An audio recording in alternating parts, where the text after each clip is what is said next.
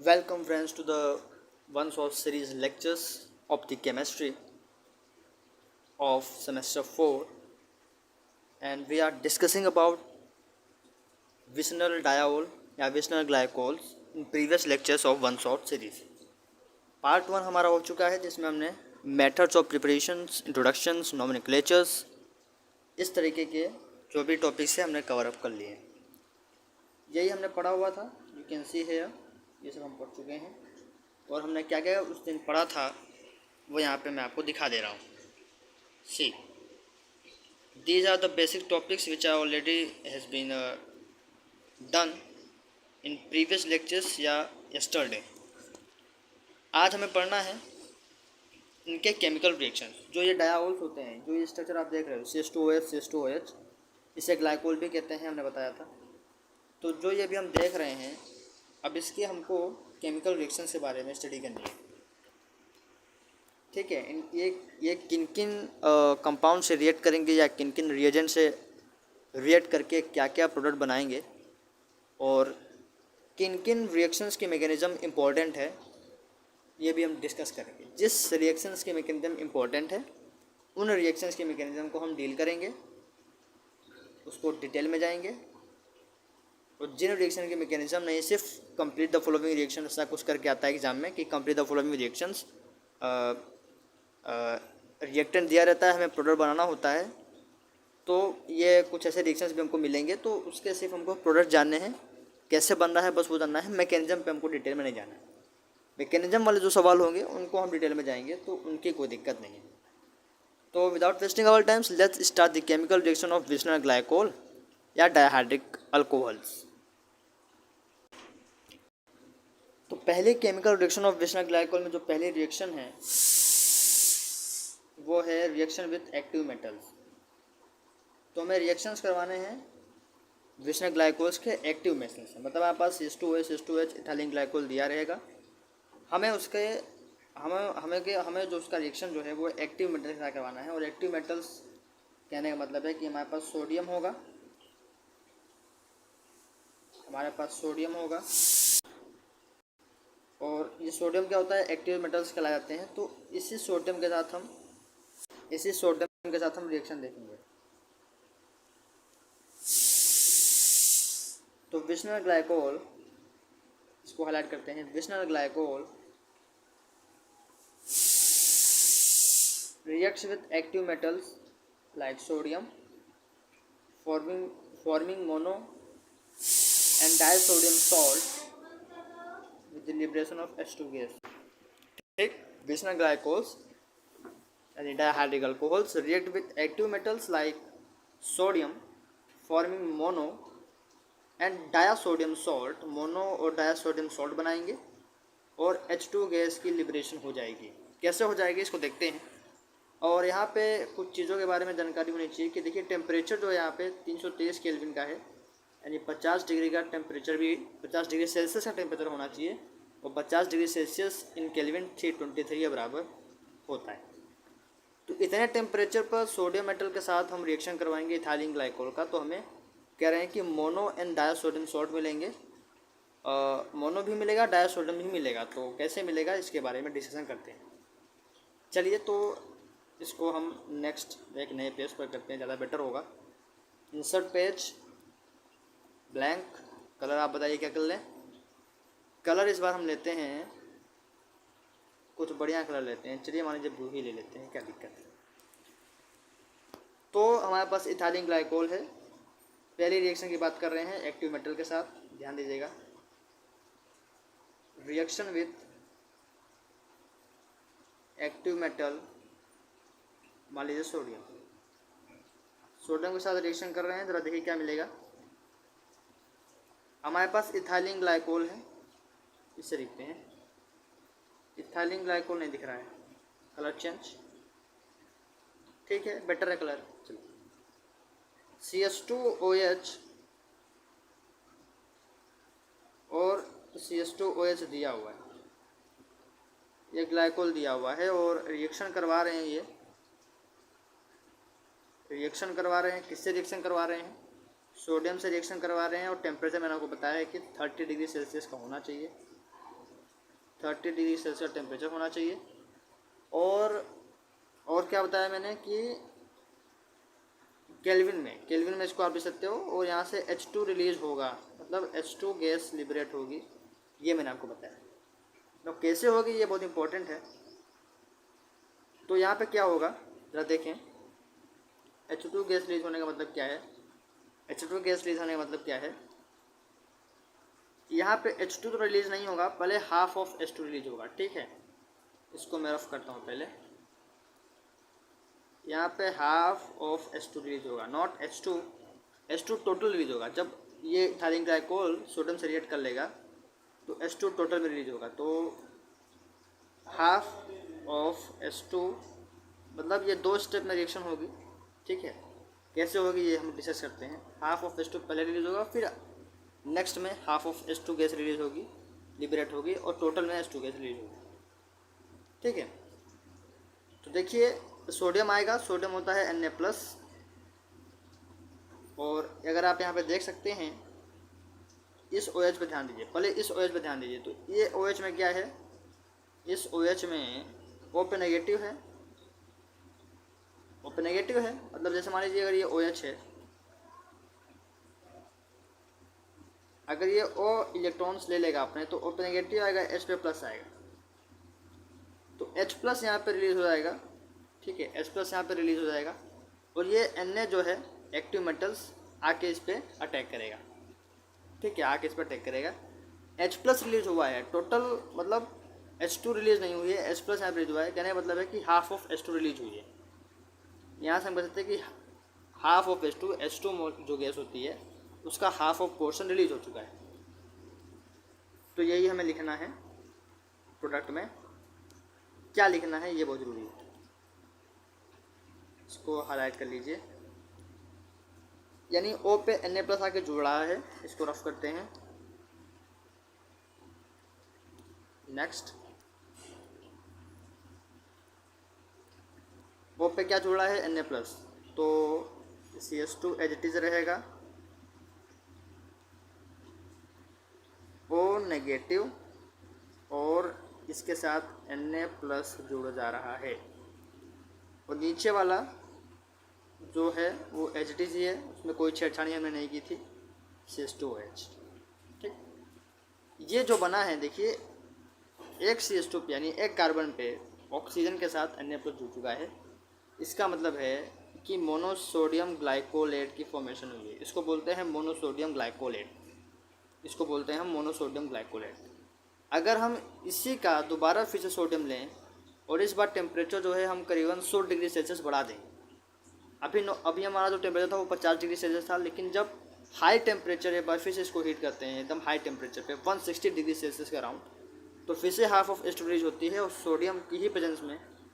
तो ये क्या बनाता है, इस पर भी हमको डिस्कशन करना है।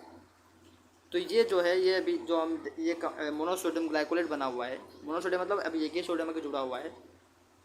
तो मोनोसोडियम ग्लाइकोलेट जो सॉल्ट बना हुआ है, इसका दोबारा Na के साथ हाई टेम्परेचर रिएक्शन करवाते हैं तो क्या बनता है, इसको देखते हैं।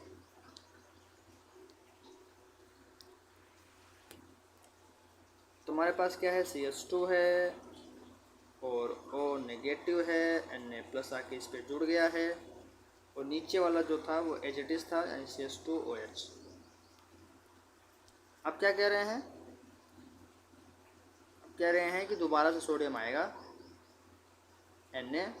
इस बार पिछली बार टेम्परेचर 60 डिग्री सेल्सियस था, सॉरी 50 डिग्री के अराउंड था। इस बार 160 डिग्री हो जाएगा, यानी 160 डिग्री सेल्सियस, सीधे सीधे 110 डिग्री सेल्सियस बढ़ गया है। 160 डिग्री सेल्सियस पे 160 डिग्री सेल्सियस पे ये फिर से हाफ ऑफ H2 रिलीज़ करेगा। मतलब अब इस वाले H पे ध्यान दीजिए, अब इस वाला H रिलीज़ होगा तो हाफ ऑफ H2 रिलीज होगा। तो क्या बनेगा, इस पे फोकस करते हैं। ये बन जाएगा इस बार येलो कलर से CH2, ऊपर वाले पे कोई छेड़छाड़ी नहीं होगी, Na+। इस बार ये नीचे रिएक्ट करेगा, जो नीचे OH है उस पर देखिए CH2, और O नेगेटिव यहाँ पे हो जाएगा और Na+ भी यहाँ पे रहेगा। मतलब एक मिनट, मतलब जो ये वाला Na है वो इस बार यहाँ पे आके अटैक करेगा। तो जो अभी ये बना है, अभी जो आप ये स्ट्रक्चर देख रहे हो ये वाला, अभी ये देखिए 2 सोडियम यहाँ पे आके जुड़ गए हैं ग्लाइकोल पे, तो इसे बोलते हैं डायसोडियम ग्लाइकोलेट, इसे बोलते हैं डायसोडियम ग्लाइकोलेट। तो पहले ये था, ये रिएक्शन यहाँ से शुरू हुई, फिर इस तरफ बढ़ी, मोनोसोडियम ग्लाइकोलेट बना, और उसके बाद मोनोसोडियम ग्लाइकोलेट से डायसोडियम ग्लाइकोलेट की फॉर्मेशन हो गई, तो डायसोडियम ग्लाइकोलेट आपको मिल गया।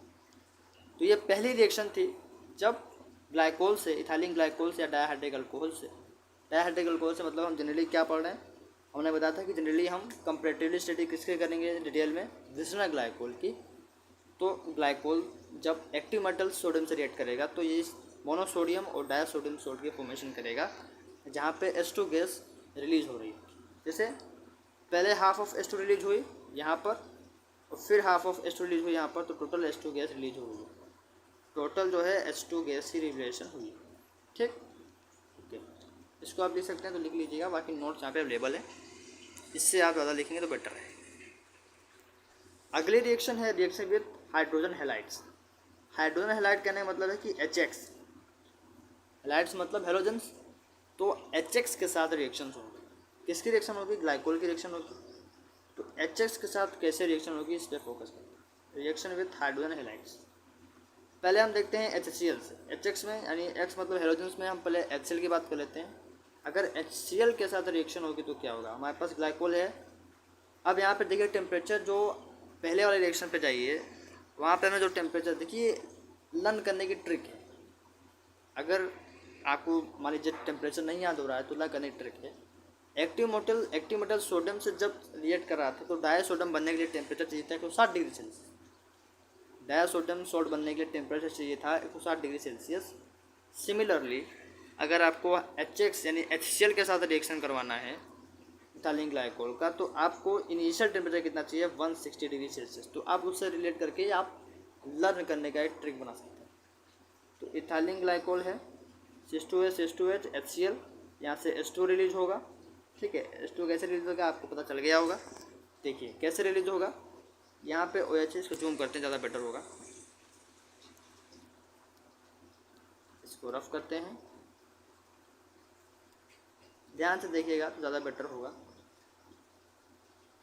ये HCl आएगा, ठीक, Cl नेगेटिव H प्लस, योल नो। अब ये जो H प्लस है ये पूरा निकाल देगा H2, ये पूरा H2 रिलीज कर देगा।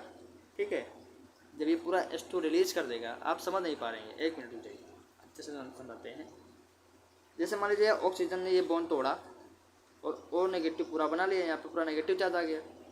अब ये जो है, अब आप समझ पा रहे हैं। देखिए जो बेसिक केमिस्ट्री है वो आप पढ़ के आ चुके हैं, तो BSc यही फोकस करता है कि आपको नॉर्मल ये सब पता है, तो आपको सिर्फ प्रोडक्ट बनाने की क्षमता देखनी है। आपको क्या बनने वाला है ये पहले से मालूम होना चाहिए, किस तरीके से कहाँ से बॉन्ड टूटेगा, किस पे नेगेटिव किस पे पॉजिटिव, कौन नेगेटिव से जुड़ेगा, ये आपको आइडिया होना चाहिए।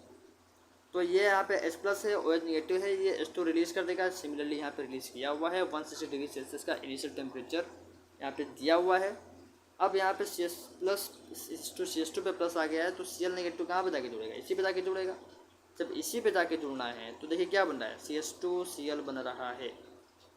अब जैसे N ने दोबारा रिएक्ट किया था, उस बार भी टेम्परेचर हमने बढ़ाया था, इस बार 160 डिग्री सेल्सियस है, तो इस बार 200 डिग्री सेल्सियस जाएगा। सेकेंड वाले स्टेप में 200 डिग्री सेल्सियस जाएगा, H2 यहाँ पे भी रिलीज होगा। ठीक है, और इस बार जो H प्लस Cl नेगेटिव है, जो H प्लस है वो इस वाले OL के साथ मिलकर H2 रिलीज करेगा, H2 पे प्लस आएगा, और Cl नेगेटिव दोबारा इस C पे जाके जुड़ जाएगा। तो जो फाइनल प्रोडक्ट हमारा बनने वाला है,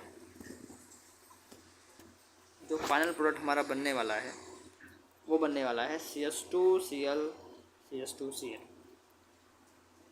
इथाइलिन ग्लाइकोल था, इथाइलिन ग्लाइकोल से इथाइलिन क्लोरोहाइड्रिन बना, क्लोरो और ये OH है तो हाइड्रिन, और उसके बाद ये OH भी हट गया तो इथाइलिन डाइक्लोराइड बन गया। So when ethylene glycol react with hydrogen halides, this reactions will takes place when X is equal to Cl, यानी जब हम हैलाइड जो ले रहे हैं वो Cl ले रहे हैं, क्लोरीन ले रहे हैं, HCl ले रहे हैं। सिमिलर रिएक्शन ब्रोमीन के साथ होगी, सेम टेम्परेचर पे होगी, कोई प्रॉब्लम नहीं है, H2 वहाँ पे रिलीज होगा। तो similar reaction will be going to take place when we take X is equal to Br यानी HBr। तो जब हम HBr लेंगे तो सिमिलर रिएक्शन होगी। तो इसको बताने का कोई मतलब नहीं है, वैसे ही रिएक्ट करेगा जैसे रिएक्ट कर रहा था। HBr भी H प्लस में टूटेगा और प्लस Br नेगेटिव में टूटेगा। तो Br नेगेटिव इस कार्बन पर टेक करेगा, फिर इस कार्बन पर टेक करेगा सेकंड स्टेप के लिए 200 डिग्री सेल्सियस पे। H प्लस क्या रहेगा कि इस H से और इससे मिला के H2 रिलीज कर देगा और आपके पास प्रोडक्ट क्या बन जाएंगे, आपके पास प्रोडक्ट बन जाएंगे CH2Br। यहाँ पे बनेगा क्या, इथाइलिन डायाब्रोमाइड। तो यहाँ पे नाम नहीं लिखा हुआ है आई थिंक, तो मैं नाम नहीं देता हूँ, ज़्यादा बेटर होगा। वरना अभी कमेंट्स करके कभी हो सकता है कहीं कमेंट्स ना आ जाए कि इसका नाम क्या है। तो नाम प्रीवियस की तरह ही होगा। यहाँ पे लिखेंगे हम इथाइलिन डायाब्रोमाइड नहीं लिखा सही से, आई एम सॉरी, अच्छे से लिख देते हैं इथाइलिन। कभी कभी पेन से चलती नहीं है तो क्या कर सकते हैं, अब इतना पैसा है नहीं कि स्मार्ट क्लासेस करवाएं। इथाइलिन डायाब्रोमाइड, तो इसका नाम है इथाइलिन डायाब्रोमाइड। क्या यही रिएक्शन HI के साथ भी होगी? अगर हम X is equal to I लें तो क्या यही रिएक्शन HI के साथ होने वाली है? लेट्स सी HI के साथ ये रिएक्शन होगी, ऐसा नहीं है कि नहीं होगी, लेकिन थोड़ा सा यहाँ पे कंडीशन है। जब HI रिएक्ट करने आएगा तो हमारे पास इथाइलिन ग्लाइकोल है, जैसे यहाँ पे है। अब इस इथाइलिन ग्लाइकोल हम 2 मोल्स लेंगे HI का। 2 मोल्स लेंगे मतलब जैसे यहाँ पे पहले HBr ले रहे हैं, फिर दोबारा HBr ले रहे हैं, हम एक साथ ही रिएक्शन करवा दे रहे हैं। मैंने एक साथ लिख दिया है, मतलब इस पूरे 2 स्टेप को एक स्टेप में कंबाइन कर लिया। इसलिए जैसे 1 मोल HBr यहाँ पड़ा, 1 मोल HBr यहाँ पड़ा, टोटल कितना पड़ा, 2 टाइम्स ऑफ HBr ही तो पड़ा। टोटल समय कितने मॉलिक्यूल की जरूरत पड़ी HBr की, 2, तो 2 टाइम्स HBr। तो सिमिलरली वहाँ पे लिखा हुआ है कि मैंने हर एक स्टेप को ले लिया। अगर मान लीजिए 2 HI रिएक्ट किया और 2 times of 2 moles of H2 release किया, तो जो कंपाउंड मिलना चाहिए प्रीवियस केसेस में जब HX रिएक्ट कर रहा है ग्लाइकोल से, तो यही मिलना चाहिए CH2I, but it is unstable. ये कंपाउंड अनस्टेबल है। चूँकि अनस्टेबल है तो इसको जब ये स्टेबल होना चाहता है तो ये सीधे किस में कन्वर्ट होता है, इथाइलिन में। ये डबल बॉन्डेड कंपाउंड में कन्वर्ट हो जाता है। कहने का मतलब ये कि ये I रिलीज हो जाता है, ये I रिलीज हो जाता है और ये बॉन्ड यहाँ पे आ जाते हैं, तो CH2 डबल बॉन्ड CH2 बनता है।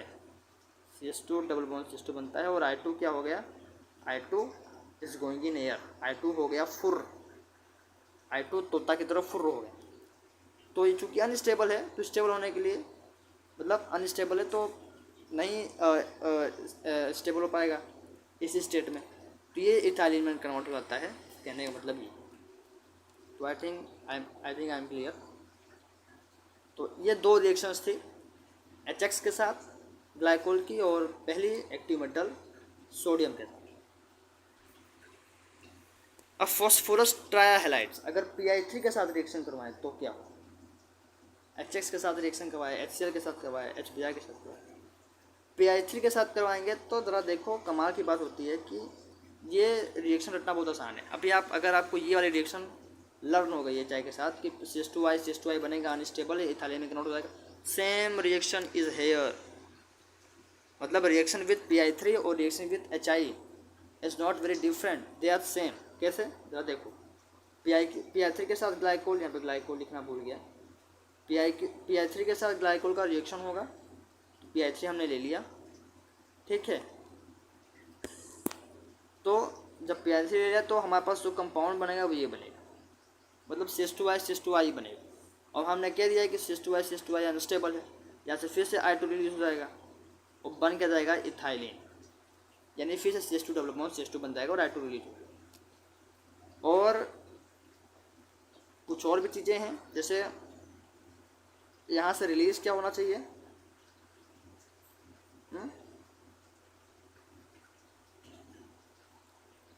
यहाँ से I2 रिलीज हो गया, ठीक है। और जब PI3 ग्लाइकोल से रिएक्ट कर रहा होगा, हालांकि ये भी 2 बार ही हो रहा होगा, 2 मोल्स आप ले सकते हो। जब तो PI3 रिएक्ट कर रहा होगा तो क्या बनेगा आखिरी में, ये I और ये I इस पर जुड़ जाएंगे, तो CH2I की फॉर्मेशन। थोड़ा सा इसमें कुछ बाय प्रोडक्ट रिलीज होगा, तो आप रिएक्शंस को, एक्चुअली इसका मैकेनिज्म बहुत इंपॉर्टेंट नहीं है, मैकेनिज्म आता भी नहीं है, सीधा कंप्लीट द फ्लो रिएक्शन आता है, तो आप इस तरीके से करेंगे।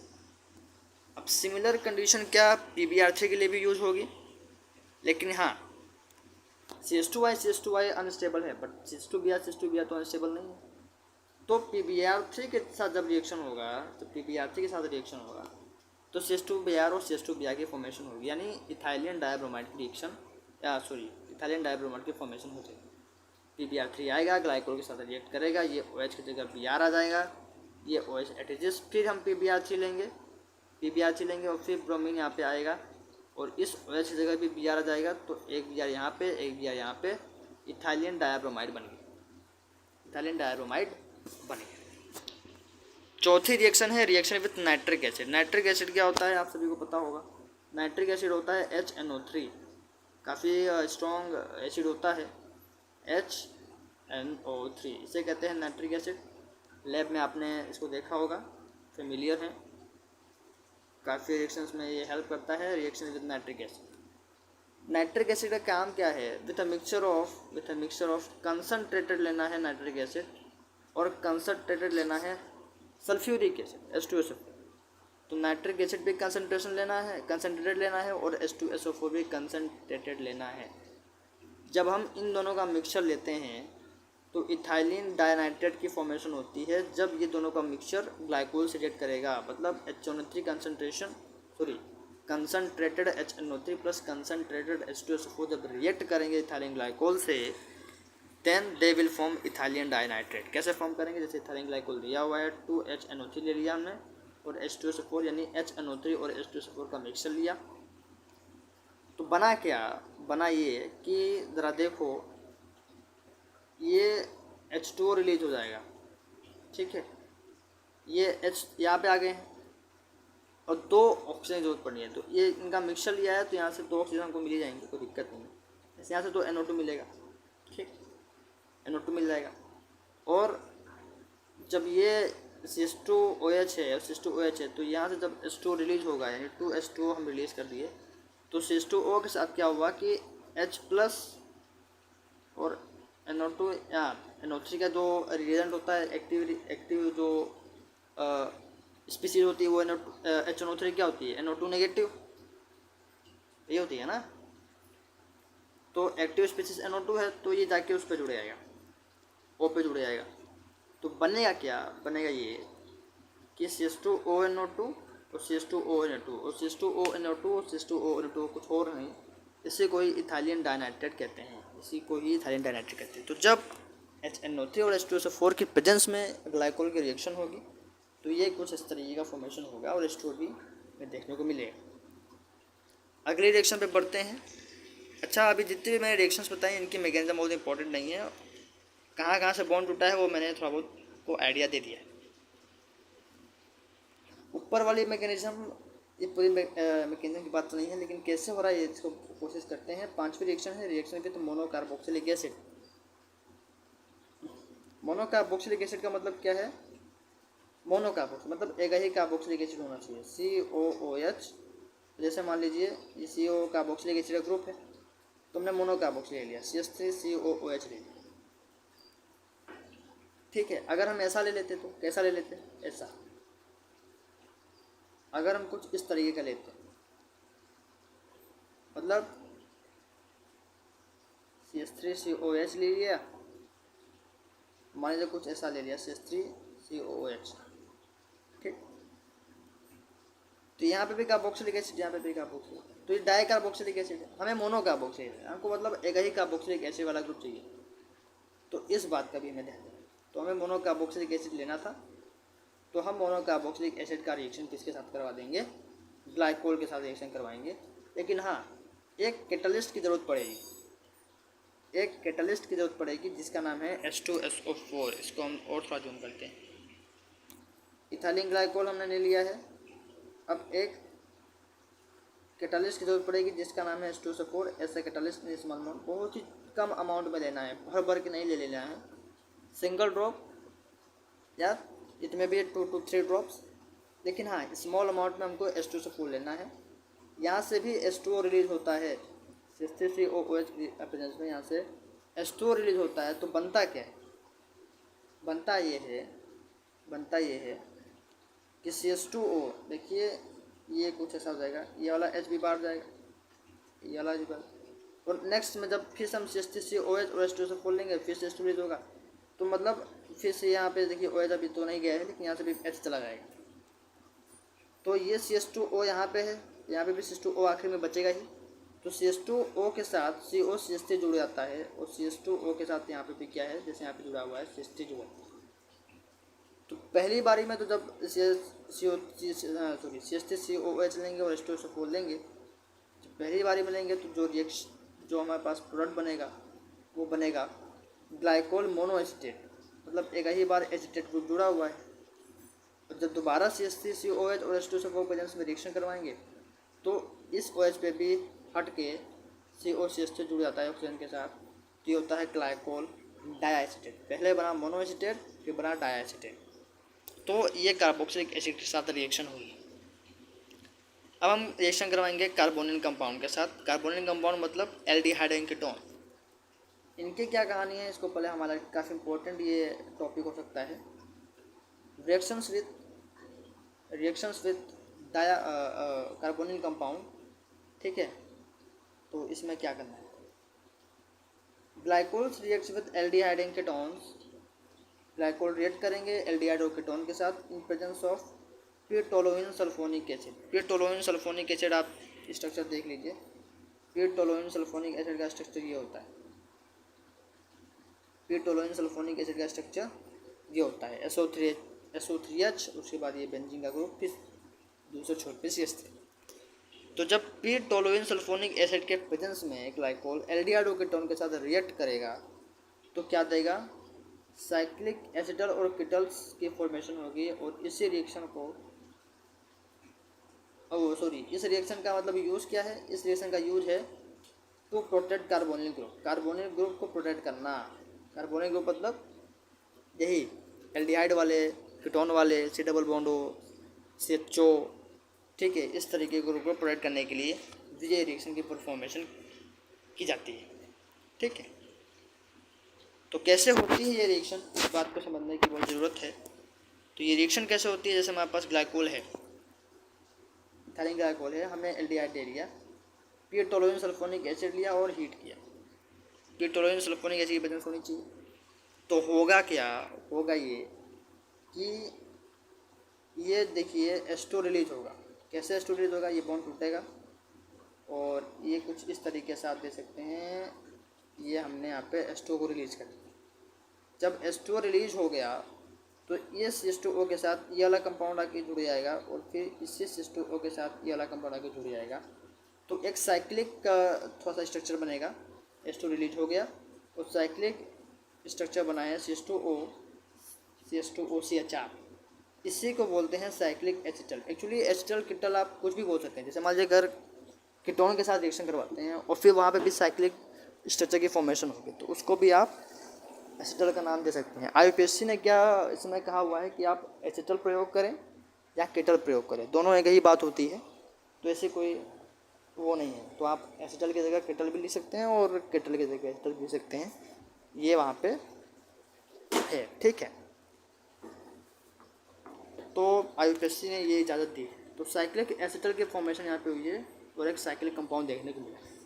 सिमिलर चीज़ हम कीटोन के लिए भी करेंगे। कीटोन जब हमने OCOR लिया तो यहाँ पे भी ऐसे बॉन्ड टूटेगा, और देखिए ये यहाँ पे देखिए H2 यहाँ से भी रिलीज होगा, ग्लाइकोल में है, और इस CH2O के साथ ये वाला पूरा का पूरा कंपाउंड आके जुड़ जाएगा। हाँ, इसकी प्रेजेंस आप ध्यान दीजिएगा, फिर टोलुइन सल्फोनिक एसिड और हीट होना चाहिए। तो देखिए इस तरीके का साइक्लिक कंपाउंड देखने को मिला, और इसको कहते हैं साइक्लिक कीटल। H2 रिलीज हो गया और इसको कहते हैं साइक्लिक कीटल। तो ये हमारी हो गई। ये कौन सी रिएक्शन थी हमारी, रिएक्शंस विद कार्बोनिल कंपाउंड या एल्डिहाइड कीटोन, छठवें रिएक्शन थी। सातवें रिएक्शन क्या है, डिहाइड्रेशन। सातवें रिएक्शन क्या है, डिहाइड्रेशन। डिहाइड्रेशन का मतलब क्या है भैया, डिहाइड्रेशन का मतलब वाटर रिलीज होने वाला है। डिहाइड्रेशन का मतलब क्या है कि वाटर का रिलीज होने वाला है। तो वाटर कैसे रिलीज होगा, इस बात पे देखिए।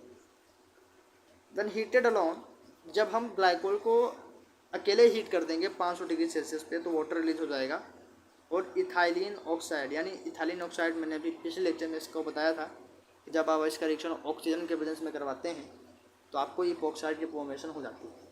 ठीक, लेकिन कब, जब आपके पास इथीन रहता है, इथाइलिन रहता है, तो मतलब कुछ इस तरीके का CH2 डबल बॉन्ड CH2 रहता है। इसकी रिएक्शन आप हाफ O2 से करवाते हैं। एक मिनट, पेज के बाहर चला गया। पिछले लेक्चर में मैंने इसके बारे में बताया था कि जैसे आप इथाइलिन लिए CH2 डबल बॉन्ड CH2, इसकी रिएक्शन अगर आप हाफ O2 से करवाते हैं तो इसकी फॉर्मेशन आपको मिलती है, मतलब इपॉक्साइड आपको मिल जाता है। तो ये वगैरह वगैरह की बात है, तो अभी प्रीवियस लेक्चर पे नहीं, इसी लेक्चर पे आते हैं। मैं क्या कह रहा हूँ कि डिहाइड्रेशन होने वाला है इथाइलिन ग्लाइकोल का। तो जब आप इथाइलिन ग्लाइकोल को, यानी ये है इथाइलिन ग्लाइकोल, इसे हम ग्लाइकोल कहते हैं, पिछले लेक्चर से हम पढ़ते आ रहे हैं और पूरी कहानी इसी चैप्टर पे है, पूरे जो चैप्टर है वो इसी कंपाउंड पे है। तो जब आप इसको अकेले हीट कर देंगे 500 डिग्री सेल्सियस पे, इसको 500 डिग्री सेल्सियस पे मतलब हाई टेम्परेचर पे हीट कर रहे हैं, काफ़ी हाई टेम्परेचर है, 500 डिग्री तो बहुत होता है, जहाँ 50 डिग्री में जान चली जाती है। तो जब 500 डिग्री सेल्सियस पे इस ग्लाइकोल को आप हीट करेंगे अकेले, कुछ रिएजेंट नहीं लिया है, अकेले इसको हीट कर रहे हैं, ग्लाइकोल उठाया कहीं से ले आए और हीट कर दिए 500 डिग्री सेल्सियस। तो क्या बोल रहे हैं, ये इपॉक्साइड बना लेगा CH2O CH2 CH2O CH2 CH2 CH2O, जैसा भी आप इसको पढ़ते हो, ये ग्लाइकोल बना लेगा और वाटर रिलीज हो जाएगा। और डिहाइड्रेशन करवाना भी था, मतलब जैसे हमने इसको हीट किया तो वाटर रिलीज हो रहा है, मतलब डिहाइड्रेट हो रहा है। डिहाइड्रेशन मतलब है कि H2O वहाँ से निकल जाना चाहिए, तो H2 यहाँ पर रिलीज हुआ, तो ये डिहाइड्रेशन रिएक्शन हो गई ग्लाइकोल की। अब हम इसको अकेले हीट नहीं करेंगे, अब इसको हीट करेंगे एनहाइड्रस जिंक क्लोराइड के साथ, एनहाइड्रस Zn2 के साथ हीट करेंगे तो ग्लाइकोल दे देगा एसिटल्डिहाइड, ग्लाइकोल दे देगा एसिटल्डिहाइड। और यहाँ पे भी H2 रिलीज होगा, क्योंकि डिहाइड्रेशन रिएक्शन पढ़े तो H2 तो रिलीज होना तय। तो कैसे होता है इस बात को समझना है। तो जब Zn2 के साथ रिएक्शन होता है तो इस H2OH H2OH ये इंटरमीडिएट बनाता है, और ये एक्चुअली क्या होता है, टोटोमेराइजेशन होने लगती है। यहाँ पे क्या होता है, टोटोमेराइजेशन होने लगती है, मतलब ये कभी यहाँ पे जाएगा फिर कभी यहाँ पे आएगा, तो इस तरीके का मतलब पोजीशन यहाँ पे चेंज होने लगती है, अपने आप ही टोटोमेराइजेशन होता है, मतलब ये आगे भी जा सकता है पीछे भी जा सकता है। तो एसिटल्डिहाइड CH3 CH2 की फॉर्मेशन यहाँ पे देखने को मिलती है।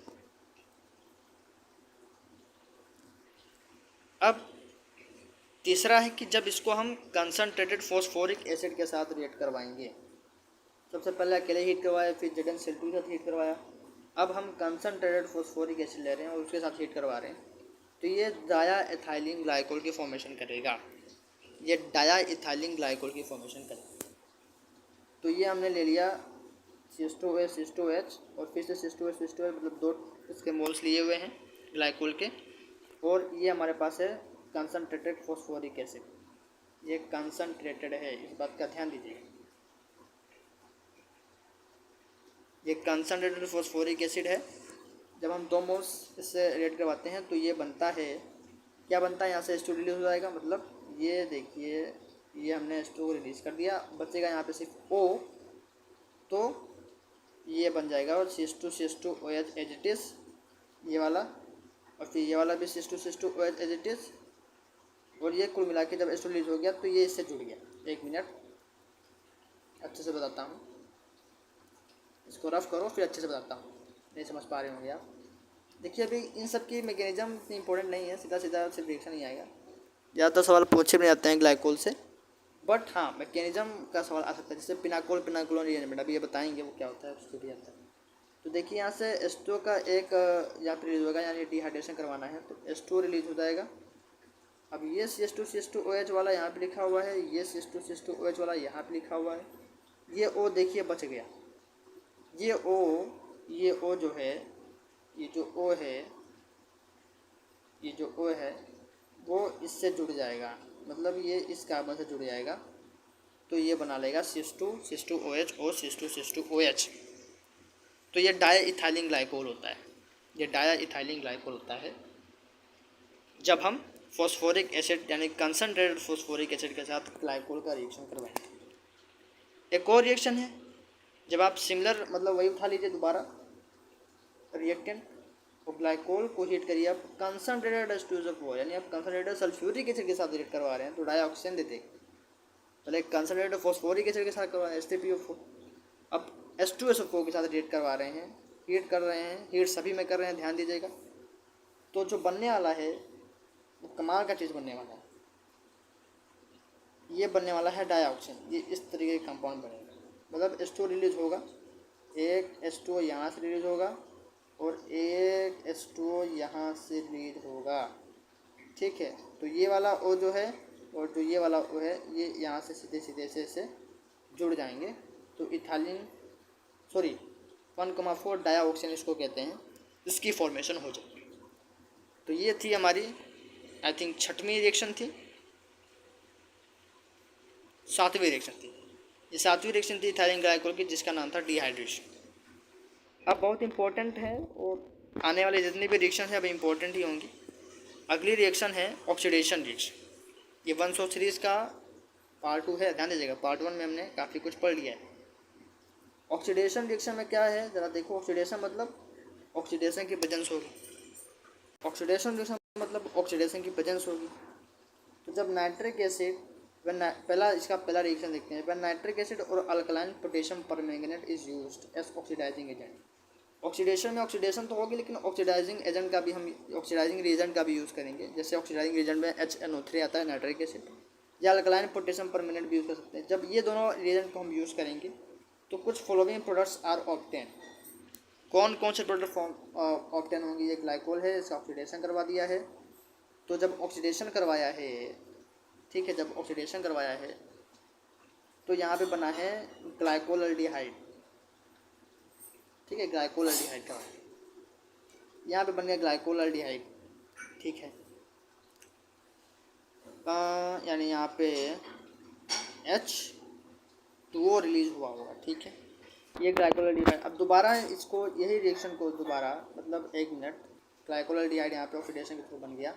ऑक्सीडाइजिंग रिएजेंट हम क्या यूज़ कर रहे हैं आप सभी को पता है, नाइट्रिक एसिड और पोटेशियम परमैंगनेट अल्कलाइन, ठीक है। तो जब ऑक्सीडेशन करवाया ग्लाइकोल का तो ग्लाइकोल्डिहाइड बन गया CH2OH।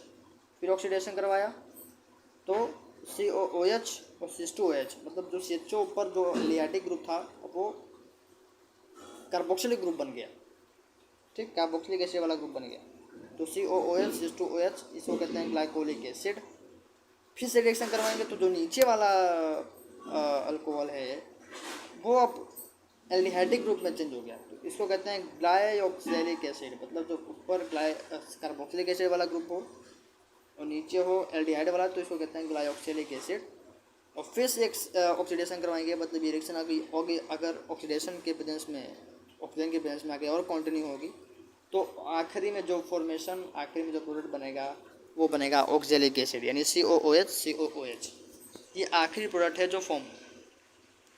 अच्छा, ये जो ग्लाइकोल्डिहाइड बना था, अगर हम इसी में डायरेक्ट ऑक्सीजन का रिएक्शन करवा दें तो ये कुछ इस तरीके का प्रोडक्ट फॉर्म करता है। CHO नीचे भी CHO कर देगा, और अगर इसको हम कहते हैं ग्लाइऑक्सल, तो इससे हम कहते हैं ग्लाइऑक्सल। अगर इसका दोबारा हम सीधा ऑक्सीडेशन करवाएंगे तो ये हमको ग्लाइऑक्सैलिक एसिड दे देगा, मतलब COOH और CHO यानी ग्लाइऑक्सैलिक एसिड बन जाएगा। तो ये था ऑक्सीडेशन व्हेन नाइट्रिक एसिड और alkaline potassium permanganate is used as oxidising reagent. इसकी दूसरी रिएक्शन एग्जाम में पूछ जाती है HiO4 वाली, और ये काफ़ी इम्पॉर्टेंट होती है और एग्ज़ाम में लगभग आई जाती है। ऑक्सीडेशन विद पर आयोडिक एसिड, ऑक्सीडेशन विद पर आयोडिक एसिड। एक्वस HiO4 लेना है या H5IO6 ले सकते हैं। अगर आपके पास एक्वस HiO4 है तो इसको बोलते हैं मेलाप्रेड रिएजेंट। ये कौन से रिएजेंट हैं? इन्हें कहते हैं मेलाप्रेड रिएजेंट।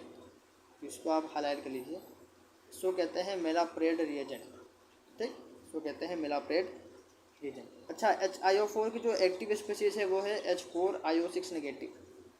तो रिएक्शन में यानी जब रिएजेंट तो होगा जो अटैक करेगा वो यही स्पीशीज, यानी एक्टिव स्पीशीज अगर यही है तो यही अटैक करेगी ग्लाइकोल पे।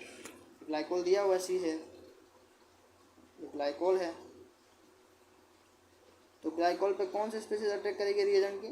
जो एक्टिव स्पीशीज होगी। तो एक्टिव स्पीशीज H4IO6 नेगेटिव है, तो ये जहाँ पे स्ट्रक्चर है H4 आयोसिस नेगेटिव का, इस पर अटैक करेगी तो यहाँ से वाटर रिलीज होगा।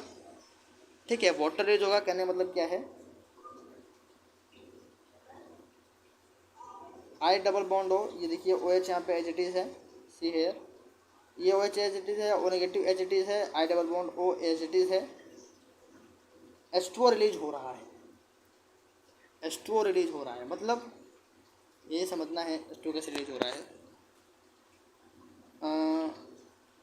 ये देखिए सी है, एक H2O यहाँ से रिलीज होगा और एक H2O यहाँ से, एक मिनट, एक H2O यहाँ से रिलीज होगा।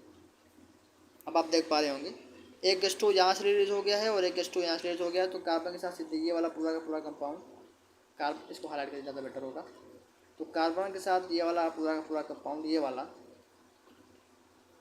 पूरा का पूरा कंपाउंड कार्बन के साथ क्या हो गया, अटैच हो गया। इससे क्या अटैच हो गया, ये वाला पूरा कंपाउंड, यानी H के इस साइड वाले पूरे जो है, जिसको मैंने अभी हाईलाइट किया है ग्रीन से, ये पूरा पूरा उस कार्बन से अटैच हो गया, तो ये इसकी फॉर्मेशन हो गई, इस पूरे कंपाउंड की फॉर्मेशन हो गई है। नाउ यू कैन सी है। अब यहाँ से क्या हो रहा है, अब यहाँ से ज़रा देखो क्या हो रहा है, इस OH को मैंने इस फॉर्म में लिखा है, उसके बाद ये बॉन्ड यहाँ आ रहा है, जब ये बॉन्ड यहाँ आएगा तो ये OH रिलीज हो जाएगा, ये OH रिलीज हो जाएगा, तो OH रिलीज हो जाएगा मतलब, तो ये H यहाँ पे भी है, तो पूरा पूरा H2O ही रिलीज हो जाएगा। अभी नेक्स्ट पेज पे आते हैं, तो पूरा पूरा रिलीज हो जाएगा, तो ये कुछ इस तरीके के कंपाउंड की फॉर्मेशन होगी, आप करके देखिएगा, तो ये वाला कंपाउंड बनेगा। ठीक, तो इसके बाद हमारे पास इस प्रोडक्ट की फॉर्मेशन होगी जब वो H2 रिलीज हो जाएगा। Now you can see here, अभी जब H2 रिलीज हो जाएगा तो यहाँ पे डबल बॉन्ड हो जाएगा, ये H2 रिलीज हो गया और बाकी सब कुछ एच ही है, तो कोई बहुत बड़ी बात नहीं। अब ये वाला बॉन्ड यहाँ जाना चाहता है, तो ये वाला बॉन्ड इस पे ज़्यादा जाएगा और ये वाला फिर यहाँ पे आना चाहता है। ठीक है, 10 से बॉन्ड इधर घूम रहा है, 10 से बॉन्ड इधर घूम रहा है, पूरी पूरी यही केमिस्ट्री है। तो जो बनेगा वो ये बनेगा कि ऐसा C डबल बॉन्ड OH ये बनेगा और फिर ये वाला भी बनेगा, मतलब दो यहाँ पे बनेंगे और ये वाला पूरा पूरा अलग हो जाएगा, मतलब ये वाला पूरा अलग हो गया। इसको अच्छे से बताते हैं, ज़्यादा क्लियर होगा, इसको रफ कर देते हैं। तो जब ये बॉन्ड्स का जो है यहाँ पे हो रहा था, इसको हाईलाइट करना ज़्यादा बेटर रहेगा।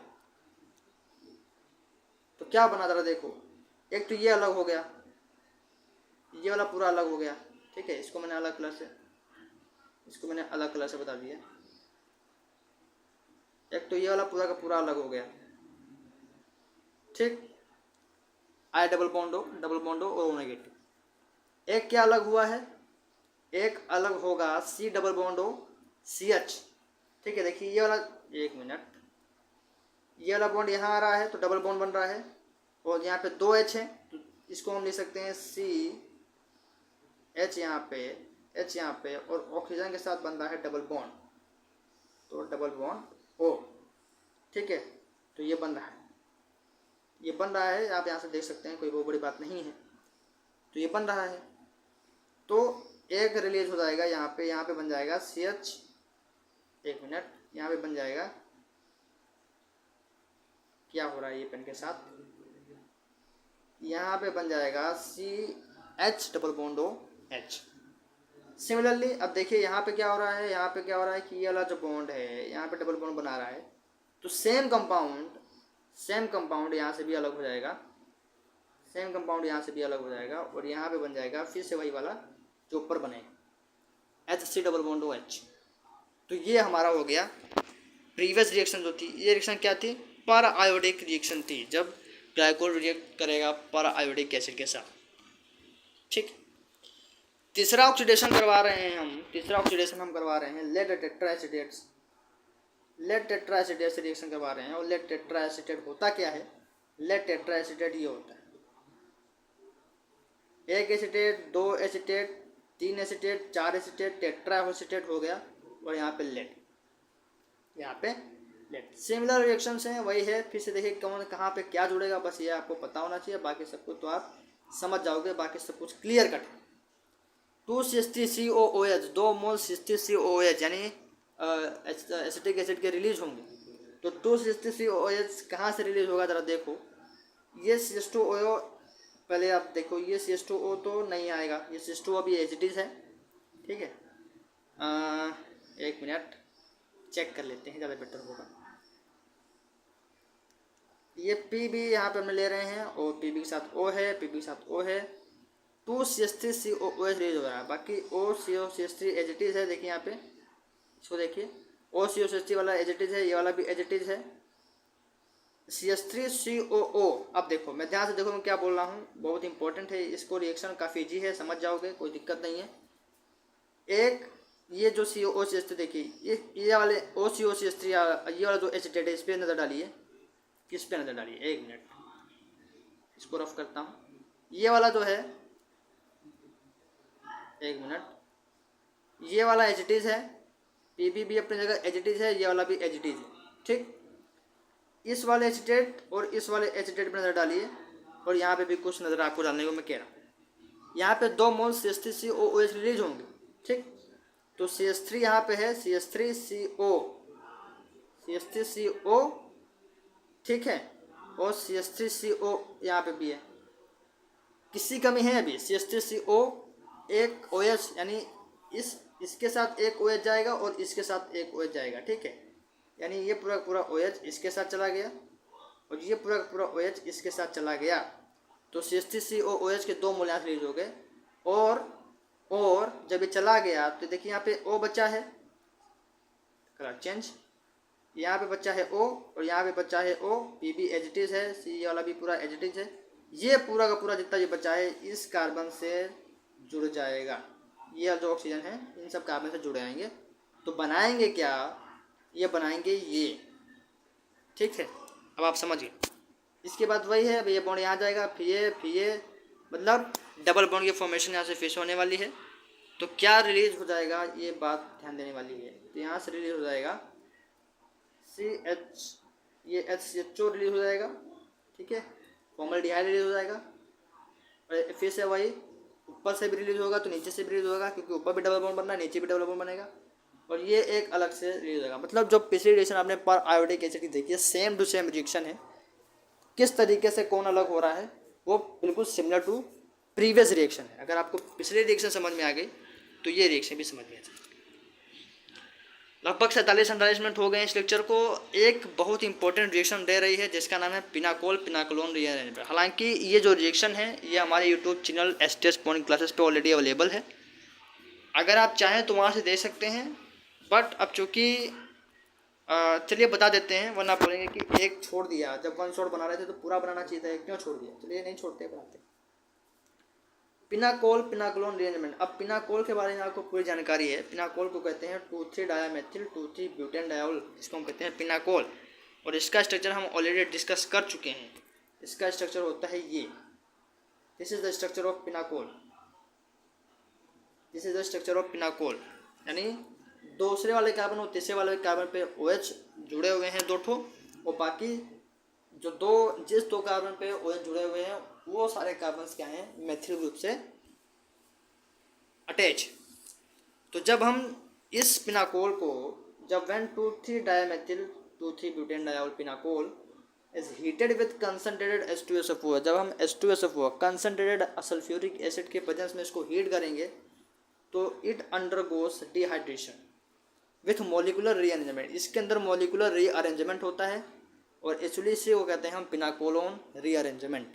पिनाकोल पिनाकोलोन रीअरेंजमेंट, जो जिस मोलिकुलर रीअरेंजमेंट की बात यहाँ पे हो रही है वो इसी रीअरेंजमेंट की बात हो रही है कि जो पिनाकोल है वो पिनाकोलोन में ट्रांसफॉर्म हो जाएगा। पिनाकोलोन क्या होता है, पिनाकोलोन ये होता है, यानी एक सी जिससे ओ जुड़ा था उस पर डबल बॉन्ड आ गया, और बाकी एक सी पे ऊपर नीचे CH3 मतलब एक सी जिस पे 2 सी थे, 2-3 पे जिस पे OH जुड़े थे, तो एक दूसरे वाले कार्बन पे OH की जगह डबल बॉन्ड में O आ गया है, और तीसरे वाले कार्बन पे जिस पे OH था वहाँ पे CH3 आ गया है।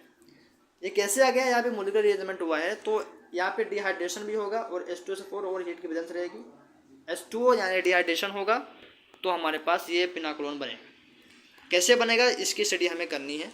आइए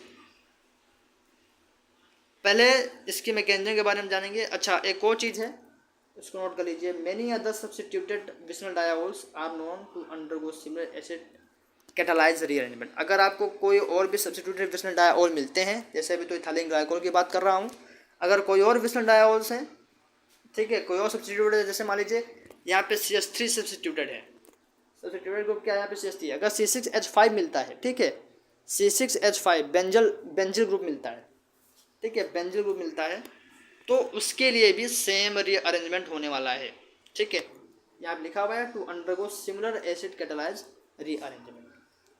ये सारे रीअरेंजमेंट जो हो रहे हैं मोलिकुलर, ये कलेक्टिवली क्या कहलाए जाएंगे, ये कलेक्टिवली कहलाए जाएंगे पिनाकोल पिनाकोलोन रीअरेंजमेंट। इन्हीं को हम कहेंगे पिनाकोल पिनाकोलोन रीअरेंजमेंट। तो अब इसके मैकेनिज्म बहुत इंपॉर्टेंट है, एग्जाम में ये पूछा जाता है, और एग्जाम में एक स्पेशल डिफरेंस है, केमिकल रिएक्शन पूछ जाती है ग्लाइकोल की, जो भी हम पढ़ चुके हैं, पर आयोडिक एसिड की HiO4। HiO4 के बाद मैंने क्या बताया था, HiO4 के बाद मैंने बताया था आपको, HiO4 के बाद मैंने बताया था ये तो HiO4 हो गया। इसके पहले, इसके बाद मैंने बताया था, एक minute, lead tetraacetate, similar reaction है, इसके लिए भी आपको मेहनत नहीं करनी है, तो सिमिलर रिएक्शन है, तो लेड टेट्राएसिटेट वाला भी आप याद रखिए। पिनाकोल पिनाकोलोन रीअरेंजमेंट का कुछ मैकेनिज्म है, तो उसके कुछ स्टेप्स हैं, पहले स्टेप्स को हम सेंटेंस में मैंने लिखा हुआ है, उसको पढ़ लोगे तो जब रिएक्शन आप मैकेनिज्म कर रहे होंगे तो आपको कोई दिक्कत नहीं होगी। कैसे है, स्टेप 1 क्या है, स्टेप 1 कह रहा है कि it involves protonation of pinacol. जो पिनाकोल हमारा जो इनिशियल प्रोडक्ट है, सॉरी इनिशियल रिएक्टेंट है, इनिशियल जो हमारे पास कंपाउंड गिवन है, उसका होगा प्रोटोनेशन होगा। इन प्रेजेंस ऑफ, किस प्रेजेंस में होगा, किनके प्रेजेंस में होगा, स्ट्रॉन्ग मिनरल एसिड के प्रेजेंस में होगा। जैसे आप H2SO4 ले सकते हो, एक स्ट्रॉन्ग मिनरल एसिड है, इसकी प्रेजेंस में जब प्रोटोनेशन होगा तो वो किस में कन्वर्ट हो जाएगा, प्रोटोनेटेड पिनाकोल। भाई पिनाकोल का आप प्रोटोनेशन करवा रहे हैं तो उसका वो प्रोटोनेटेड हो गया, जब पिनाकोल का आप प्रोटोनेशन करवा रहे हैं तो वो प्रोटोनेटेड हो गया, तो वो प्रोटोनेटेड पिनाकोल कहलाएगा। दूसरा स्टेप क्या है, दूसरा स्टेप यह है कि protonated pinacol losses a molecule of H2O। Protonated जो पिनाकोल है H2O का मॉलिक्यूल लूज करेगा, उससे बनाएगा कार्बोकेटायन, उससे बनाएगा वो कार्बोकेटायन। फिर तीसरा स्टेप क्या है, जो कार्बोकेटायन है वो undergoes rearrangement by 1,2 methyl shift to form another carbocation. वो कार्बोकेटायन जो भी बनाए हैं आपने, ठीक है, जो पिनाकोल प्रोटोनेटेड पिनाकोल जो H2O को लॉस करके जो कार्बोकेटायन बनाया है, वो कार्बोकेटायन अंडरगो जाएगा रीअरेंजमेंट में। कैसा रीअरेंजमेंट होगा, 1,2 का मेथिल शिफ्टमेंट होगा, मतलब मेथिल शिफ्टमेंट होगी 1,2 पे, और एक अनदर कार्बोकेटायन की फॉर्मेशन होगी। यहाँ पे जो ड्राइविंग फोर्स जो इस मैकेनिज्म के लिए काम कर रहा है फॉर दिस रीअरेंजमेंट, वो क्या है, is the greater stability of carbocation by resonance over carbocation. तो जो ये वाला कार्बोकेटायन होगा ये काफ़ी ज़्यादा स्टेबल माना जाएगा as compare to previous carbocation, ठीक है। द कार्बोकेटायन, चौथा स्टेप क्या है, अब जो कार्बोकेटायन जो ज़्यादा स्टेबल था, जो बना है अभी, वो करेगा लूज, क्या लूज करेगा, वो लॉस करेगा प्रोटॉन।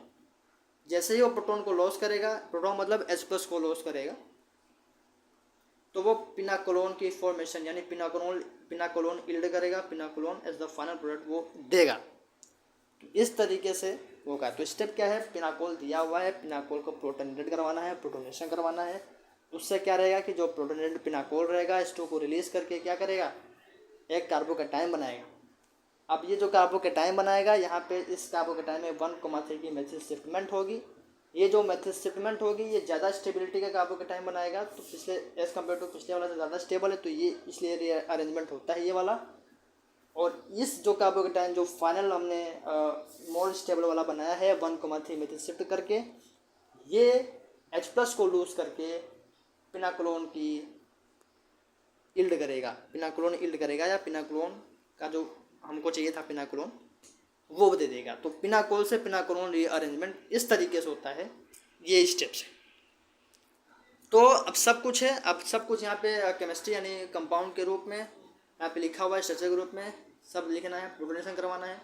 ये पिनाकोल दिया हुआ है, इसका प्रोटोनेशन करवाइए, मतलब H+ करवाइए, ठीक है, प्लस H+ करवाइए।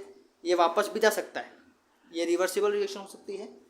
तो जब आप H+ करवाएंगे तो किसी एक OH पे आप H+ जोड़ दीजिए। तो मान लीजिए यहाँ पे हमने H+ ले आया तो O+H2 हो गया, ठीक है, प्लस OH2 हो गया। ये है प्रोटोनेटेड पिनाकोल। अब इस प्रोटोनेटेड पिनाकोल का क्या करना था कि यहाँ से हमको H2O को हटाना था। जैसे ही हम H2O को हटाएंगे, तो ज़रा देखो, जैसे ही हमने H2O को हटाया, मतलब यही वाला H2O को हटा लिया, तो क्या बनेगा, CH3 ये वाला तो बनेगा ही, जो लॉन्गेस्ट चेन है वो यही वाली है। और तो काफ़ी हो सकती है, मतलब कहने का मतलब है कि आप स्टेट चेन ही सेलेक्ट करिए। यहाँ पे आ जाएगा CH3, ठीक है। H2 रिलीज हो गया तो कार्बन पे प्लस आ जाएगा, यू कैन सी हेयर।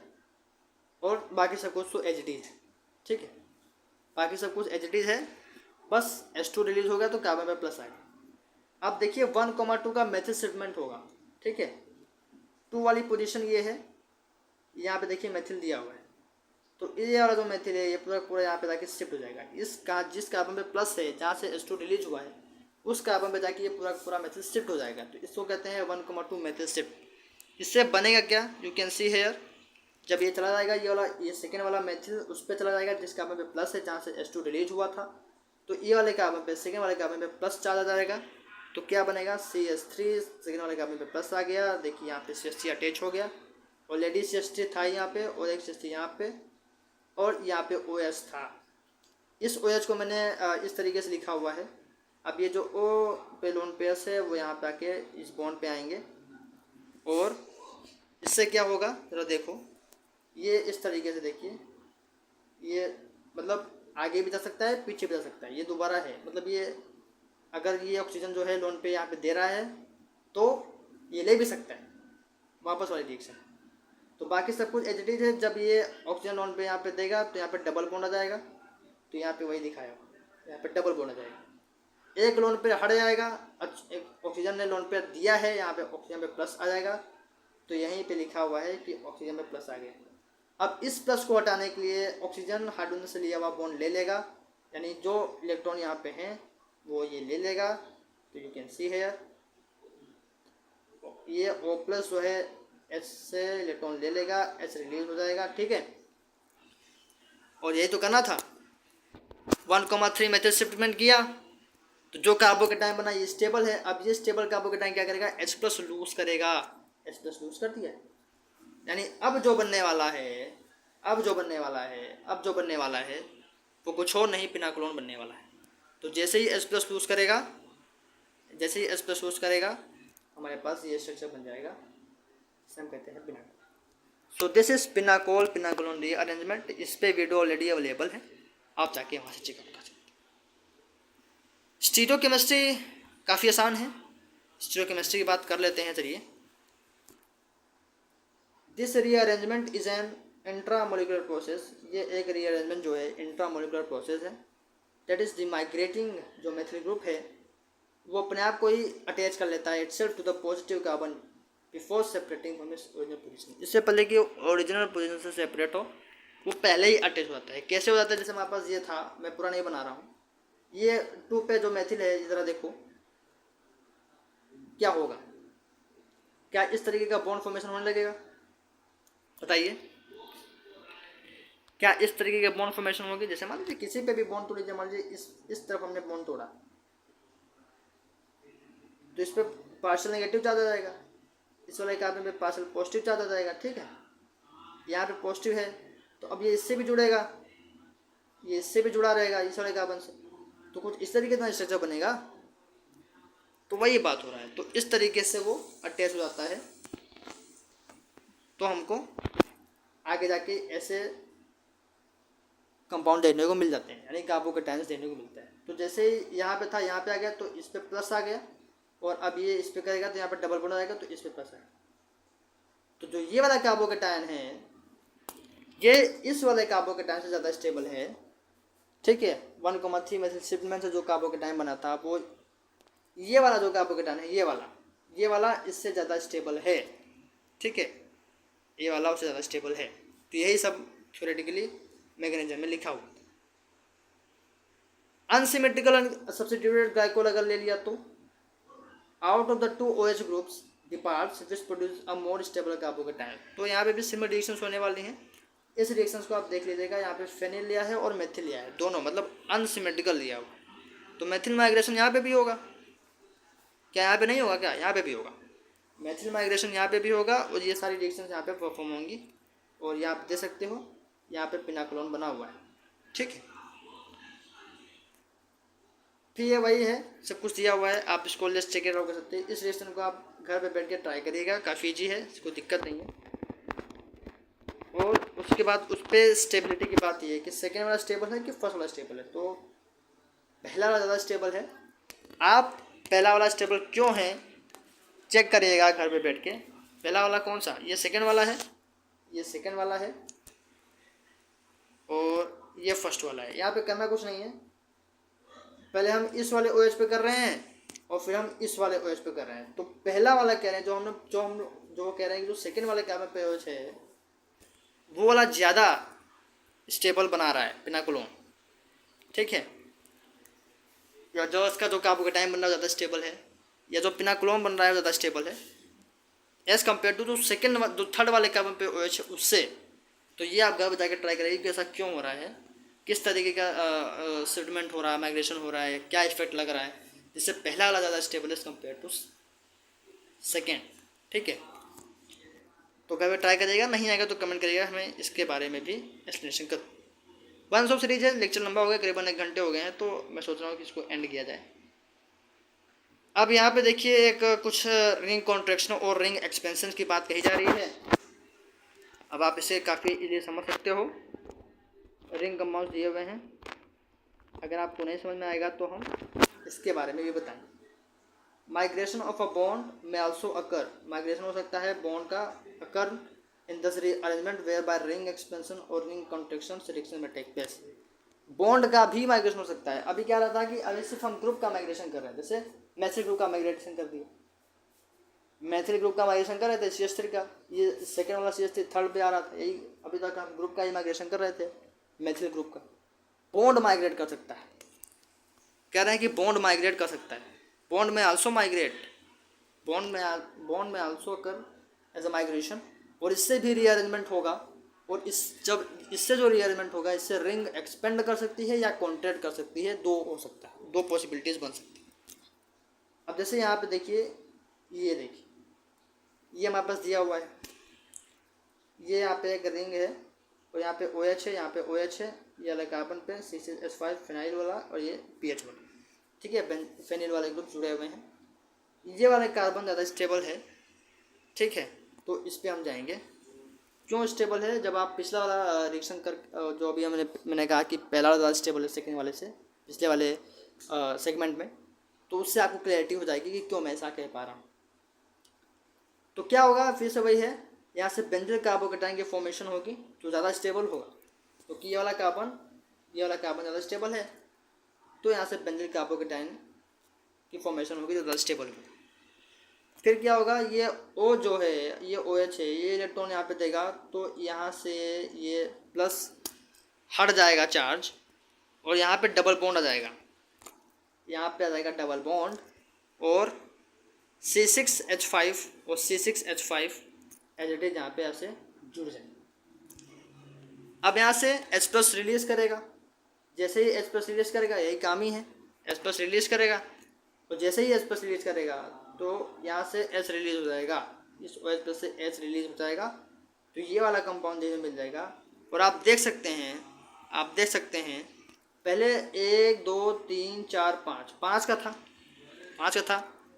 अब ये वाले कार्बन, जब ये वाला बॉन्ड एक मिनट, इस वाले कार्बन में प्लस था, ठीक, इस वाले कार्बन में प्लस था, तो ये इलेक्ट्रॉन ले लिया, ठीक, अब उस पर चार्ज खत्म हो गया, ठीक है, प्लस चार्ज खत्म हो गया, तो सीधा का सीधा जो है, इसका मतलब ये जो पूरा आप देख सकते हैं, जो सीधा का सीधा ये जो 5 यहाँ पे स्ट्रक्चर का कंपाउंड था, ये पूरा का पूरा आके यहाँ पे जुड़ गया, यानी एक कार्बन आके और जुड़ रहा है, वो भी C6H5 सब्स्टिट्यूटेड ग्रुप के साथ, यानी एक कार्बन जुड़ने मतलब कि आपकी एक चेन और बढ़ गई, यानी 6 कार्बन की चेन बन गई, तो रिंग एक्सपेंड कर गया, और बाद में तो H+ रिलीज कर दिया, तो अलग बात है। कहने मतलब है कि रिंग का एक्सपेंशन हो गया, 5 का था 6 हो गया, सीधा सीधा कार्बन ही पूरा आके जुड़ गया, मतलब एक और कार्बन आया है तो रिंग एक्सपेंड करेगा, वही मैं कहना चाह रहा हूँ। रिंग कॉन्ट्रैक्ट भी कर सकता है, ये भी हमने कहा था, जैसे हमारे पास ये वाला ग्लाइकोल, ये वाला जो डायहाइड्रिकल कोल दिया हुआ है विसनल है, ठीक है, क्योंकि डिफरेंट कार्बन पे OH जुड़े हुए हैं।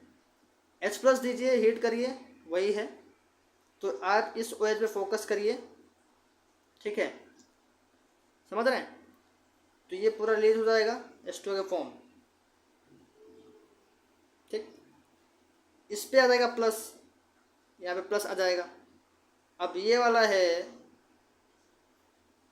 एक मिनट सॉरी गलती हो गया, ये हमारे पास विस्नल ग्लाइकोल दिया हुआ, सॉरी विस्नल डायोल दिया हुआ है, विस्नल डाइहाइड्रिक अल्कोहल दिया हुआ है, H प्लस हम करवा रहे हैं, ठीक है, H प्लस करवा रहे हैं, ठीक है। तो यहाँ पे प्लस चार्ज है, ठीक है, बाइसाइक्शन सेम है। इस OH पे फोकस करिए, ये वाला जब यहाँ पे इलेक्ट्रॉन देगा यहाँ पे डबल बॉन्ड आएगा और इस प्लस को कवर अप करने के लिए ये यहाँ से इलेक्ट्रॉन ले लेगा। बनेगा क्या, ये बहुत महत्वपूर्ण बात है, जब ये ले लेगा तो पूरा बॉन्ड हट गया, तो जो 6 की रिंग थी वो 5 हो जाएगी और यहाँ पे सीधा CH OH प्लस के साथ डबल बॉन्ड में CH जुड़ जाएगा, ठीक है, एक रिंग कम हो गई, समझ रहे हैं। और फिर आप यहाँ से H प्लस यूज करके यहाँ पे आप कर सकते हैं H प्लस, ये वाला मैंने ये वाला, एक मिनट, H प्लस मैं अब यहाँ से रिलीज़ करूँगा और जब मैं यहाँ से H प्लस रिलीज़ करूँगा तो यहाँ पे बचेगा CH डबल बॉन्ड O और CH यानी CHO, इसे कहते हैं रिंग कॉन्ट्रैक्शन, इस तरीके से रिंग कॉन्ट्रैक्ट। तो इतना ही था डाइहाइड्रिक अल्कोहल में। अब अगले जो 1 सोर्सेज का सेगमेंट होगा उस पर हम ट्राइहाइड्रिक अल्कोहल की डिस्कशन करेंगे। तो आज के लेक्चर में बस इतना ही, मिलते हैं नेक्स्ट लेक्चर में जहाँ पे हम ट्राइहाइड्रिक अल्कोहल को डिस्कस कर रहे होंगे। अगर वीडियो अच्छा लगा हो तो लाइक करिएगा, शेयर करिएगा, सब्सक्राइब करिएगा। एस्टेस मॉर्निंग क्लासेस इस एग्ज़ाम के क्षणों में भी कुछ वीडियोस ला पा रहा है, ये बहुत मेरे लिए बड़ी बात है। So all the best for your examination till, तब तक पढ़ते रहिए, लिखते रहिए और जितने भी ऑर्गेनिक के और क्वेश्चन है डाइहाइड्रिक अल्कोहल से रिलेटेड कमेंट बॉक्स में आप कमेंट करिए। अगर आपके कमेंट अच्छे रहेंगे, क्वेश्चन अच्छे रहेंगे, हम पिन करके आपको उसका आंसर देंगे। तब तक के लिए all the best, good bye.